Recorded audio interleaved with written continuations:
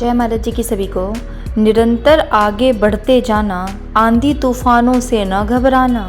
तुम ब्रह्मज्ञान की जलधारा हो, अतृप्त हृदयों का सहारा हो। रेगिस्तान हो सकता है आगे आए, तुम्हारा अस्तित्व न उससे कहीं मिट जाए। स्मरण रहे तुम धीर वीर और अति शक्तिमान हो, क्योंकि तुम सतगुरु श्री आशुतोष की संतान हो। क्योंकि तुम सतगुरु श्री आशुतोष की संतान हो। आज का विशेष अनुभव है, सत्संग शुरू हो गए हैं। महामारी के कारण सारी दुनिया के काम तो रुक ही गए थे। हमारे सत्संग स्थलों पर होने वाले सत्संग कार्यक्रम भी रुक गए थे। अब वो दौड़ कर सत्संग में जाना नहीं होता था। पर हाँ, महाराज जी को अपनी सभी साधकों का विशेष दया थी और उन्होंने हमारे लिए ऑनलाइन सत्संग की व्यवस्था भी कर दी थी। एक लंबे समय तक हम इसी प्रकार ऑनलाइन सत्संग की खुराक लेते रहे। एक दिन जब मैं अपने गांव में थी तो सुबह सुबह मुझे एक स्वप्न आया। गुरु महाराज जी खड़े हुए हैं और उन्होंने सफ़ेद रंग का चोला पहना हुआ है। उस समय गुरुदेव को न पहचानते हुए मैंने पूछा, आप कौन हैं? आप यहाँ क्या कर रहे हैं? गुरु महाराज जी ने कहा, क्या तुमने मुझे पहचाना नहीं? महाराज जी की आवाज़ को सुनते ही मैं बोली, महाराज जी पहचान लिया, आप तो गुरु महाराज जी हैं, हमारे आशु बाबा हैं। अब महाराज जी एक चारपाई पर बैठ गए और मैं उनके श्री चरणों में बैठ गई। महाराज जी ने मुझसे कहा, चलो जल्दी से तैयार हो जाओ, क्या तुम्हें सत्संग में नहीं जाना है? मैंने कहा, जी महाराज जी मुझे सत्संग में जाना है। महाराज जी ने इतना कहते ही मैं उठकर जल्दी से तैयार होने लगी। उसी समय मेरे घर में कोई जान पहचान वाला आ गया।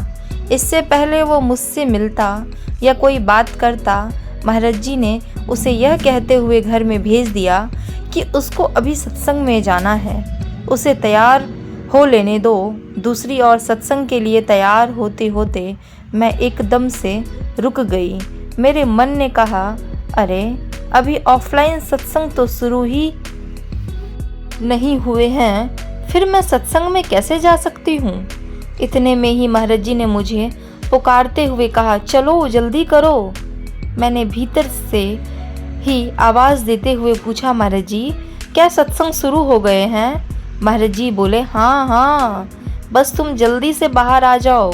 इतना दृश्य देखते ही मेरी आंखें खुल गई। मैंने तुरंत अपने भाई को फ़ोन किया, फिर मुझे वापस दिल्ली जाना है।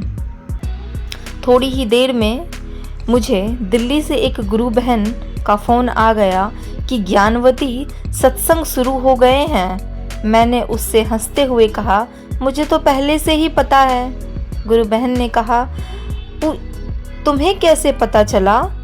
मैंने कहा, महाराज जी ने तो मुझे पहले ही आकर बता दिया था कि सत्संग शुरू हो गए हैं, जल्दी से सत्संग में जाने की तैयारी कर लो। सत्संग शुरू हो गए हैं, जल्दी से सत्संग में जाने की तैयारी कर लो। जय महाराज जी की सभी को। ऐसी ही दिव्य अनुभूति अगर आप लोगों के जीवन में भी घटती है तो अपने अंतः अनुभूति को दिव्य ज्योति जागृति संस्थान अंतः अनुभूति हेल्पलाइन नंबर पे ज़रूर रजिस्टर कराएं। इसे बिल्कुल ना भूलें और लोगों तक भी यह अनुभव पहुंचाएं, यह संदेश और लोगों तक भी पहुंचाएं और डेली के आने वाले अनुभवों को ज़रूर पढ़ें, कभी मिस ना करें। जय महाराज जी की। इंसान के भीतर हर परिस्थिति से जूझने और जीतने का जज्बा भरा हुआ है।